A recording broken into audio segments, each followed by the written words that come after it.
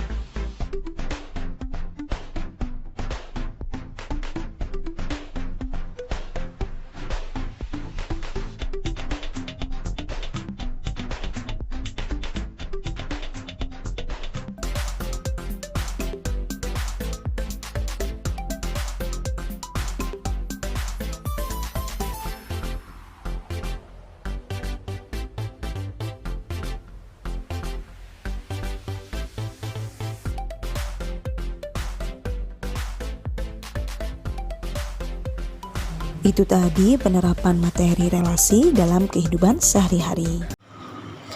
Nah, untuk mengetahui relasi atau apa itu hubungan antara dua himpunan, kita dapat mengidentifikasi relasi sebagai berikut. Relasi menyatakan hubungan antara suatu anggota himpunan dengan anggota himpunan lainnya, di mana himpunan A dan himpunan B dikatakan memiliki relasi jika ada anggota himpunan yang saling berpasangan. Nah, untuk mengenal lebih jelas apa itu relasi, mari kita simak video berikut.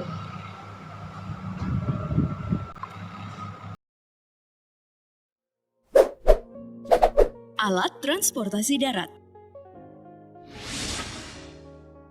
Nah, Pop Gengs, kalau kamu tinggal di daerah perkotaan, mungkin transportasi jadul udah jarang banget ya terlihat. Nah, coba deh bandingin sama daerah-daerah terpencil yang masih bertahan dengan beberapa jenis transportasi jadul. Pada abad ke-19, delman sendiri dijadikan alat transportasi umum yang digunakan oleh masyarakat Indonesia, termasuk Batavia, sebagai angkutan antar kota. Kemudian, tram pun mulai diperkenalkan dan digunakan di Jakarta pada tahun 1869. Seiring perkembangan zaman, becak mulai masuk di Indonesia antara tahun 1930 sampai 1989. Nah, setelah itu, sekitar tahun 1970-an, Bapak Ali Sadikin selaku Gubernur Jakarta pada masa itu mencanangkan Helicak sebagai pengganti becak dengan menggunakan tenaga mesin. Lalu, oplet sendiri juga mulai beroperasi di Jakarta pada tahun 1960 sampai 1970. Dan pada tahun 1970-an, oplet ini dihapus karena katanya udah terlalu tua. Kemudian digantikan deh sama taksi dan bemo. Tapi bemo gak bertahan lama juga ya Pop Gengs. Popularitasnya itu mulai meredup sekitar tahun 1971 karena dianggap gak ramah lingkungan. Hingga akhirnya digantikan dengan baja yang berbahan bakar gas yang lebih ramah lingkungan. Nah, di tahun yang sama pula, angkutan kota atau mikrolet dan juga metro mini mulai diperkenalkan di Jakarta pada tahun 1970 sebagai pengganti bemo yang dapat menampung lebih banyak penumpang. Pada tahun 1985 sampai tahun 1990-an, bis tingkat pun muncul untuk mengangkut lebih banyak penumpang lagi. Ya, meskipun bis tersebut sempat redup karena katanya kurang nyaman, di mana bis tingkat ini diperkenalkan kembali pada tahun 2014 sebagai sarana bis wisata. Lalu di tahun 2014 muncul apa Pop Gengs? Iya, di tahun 2014 muncullah bis Transjakarta untuk memberikan jasa angkutan yang lebih cepat dan nyaman.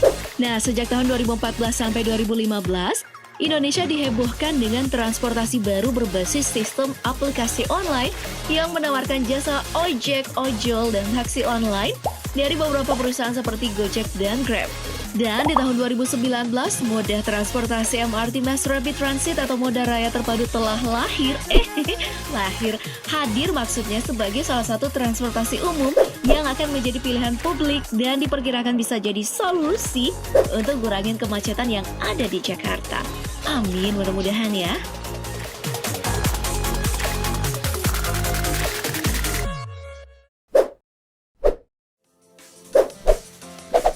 Alat transportasi laut.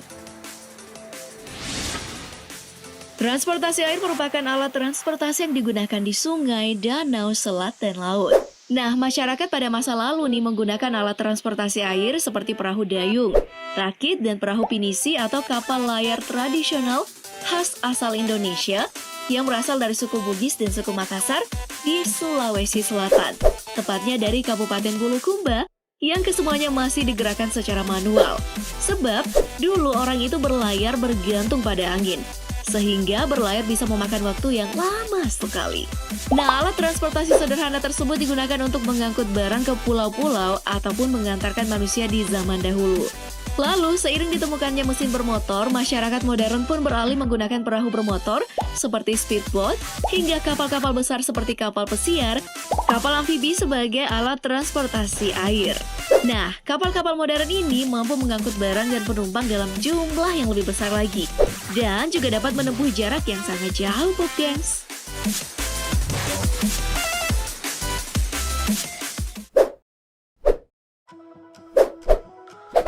Alat transportasi udara. Kamu tahu nggak sih alat transportasi udara pada zaman dulu? Yup, alat transportasi udara pada masa dulu adalah balon udara yang digunakan sebagai sarana pengangkutan barang bagi manusia melalui udara.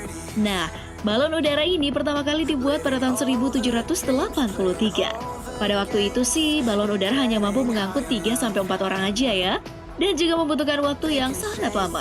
Namun, seiring perkembangan ilmu pengetahuan dan teknologi, alat transportasi udara kini kian berkembang. Transportasi udara saat ini yang paling mencolok dan terkenal adalah pesawat terbang, di mana dulunya diawali dengan pesawat yang berat, kemudian sekarang berkembang menjadi pesawat yang besar dan ringan karena menggunakan bahan baja yang kuat dan tahan tekanan. Dan tentunya dengan kapasitas yang berbeda-beda ya, tergantung tipenya. Seperti pesawat angkutan, pesawat tempur atau perang, dan juga helikopter maupun jet pribadi. Nah, dengan adanya alat transportasi modern tersebut, perjalanan pun jadi jauh lebih cepat dibandingin sama transportasi lain. Nah, dari video yang telah kita tonton, dapat kita buat sebuah relasi. Adapun contoh relasinya sebagai berikut. Ada sebuah truk, pesawat, dan kapal. Apakah transportasi dari mereka? Coba kita hubungkan. Ya, benar. Truk adalah transportasi darat, pesawat adalah transportasi udara, kemudian ada kapal merupakan transportasi laut. Bagaimana jika pasangannya ada dua? Apakah itu relasi? Ya, ada sebuah balon udara. Itu adalah transportasi udara.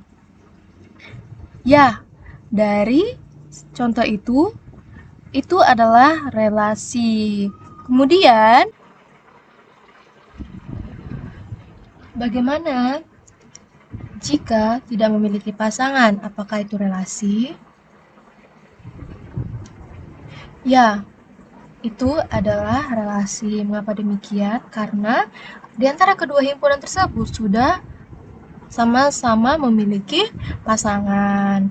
Jadi, dapat dikatakan atau disimpulkan, sebuah relasi adalah jika ada anggota berpasangan di antara dua himpunan.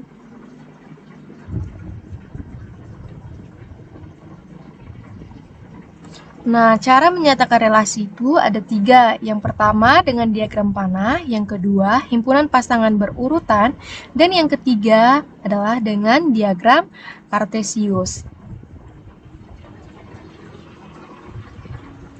Untuk diagram panah, seperti yang telah dijelaskan sebelumnya, truk berpasangan ke transportasi darat, pesawat udara, kapal laut, dan balon udara-udara.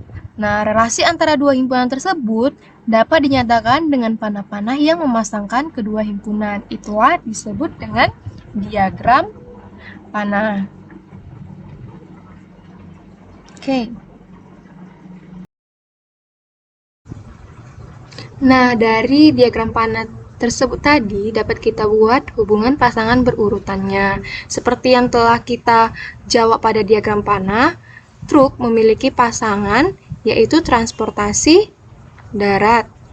Kemudian pesawat transportasi udara, kapal transportasi laut, dan balon udara transportasi udara. Nah, relasi dapat dinyatakan dengan hubungan pasangan berurutan, yaitu dengan memasangkan anggota himpunan A dengan anggota himpunan B secara berurutan, yaitu X, Y, di mana X itu adalah anggota dari himpunan A dan Y adalah anggota dari himpunan B. Nah, terakhir, relasi dapat dinyatakan dengan diagram Kartesius. Dengan diagram Kartesius dapat kita lihat hasilnya pada video ini.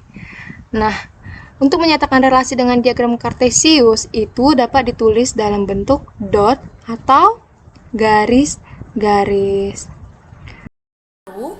Selanjutnya ada fungsi.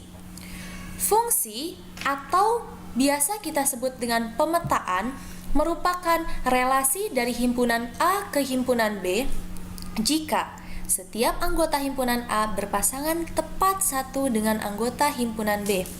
Contoh nomor 1. Apakah nomor 1 ini bisa disebut dengan fungsi? Ya, bisa disebut dengan fungsi karena anggota himpunan A berpasangan tepat satu dengan anggota himpunan B. Jadi dia hanya punya satu pasangan. Apakah sekarang nomor 2? Apakah nomor 2 ini merupakan fungsi? Ya, ini merupakan fungsi. Mengapa? Karena setiap anggota himpunan A berpasangan tepat satu dengan anggota himpunan B. Himpunan A ini tidak bisa mempunyai dua pasangan, hanya bisa mempunyai satu pasangan.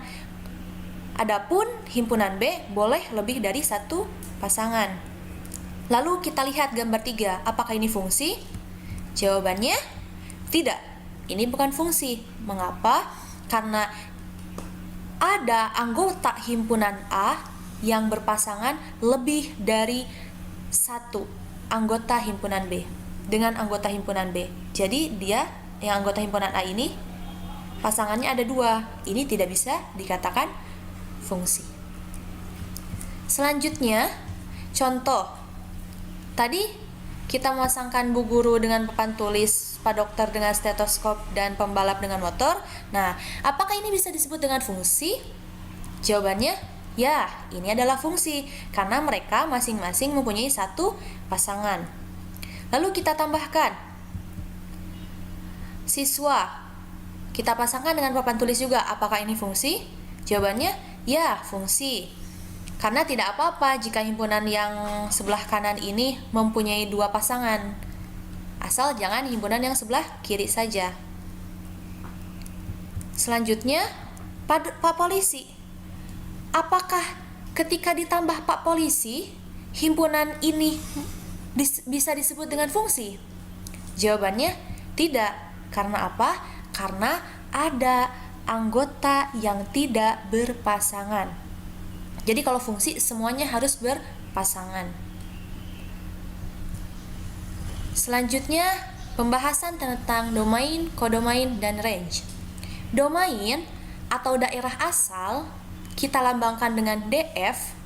Di sini di contoh ini domainnya adalah himpunan A, yaitu ada bu guru, pak dokter, pembalap, dan siswa.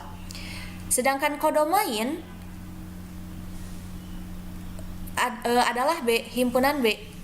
Ada papan tulis, ada stetoskop, motor, dan mobil.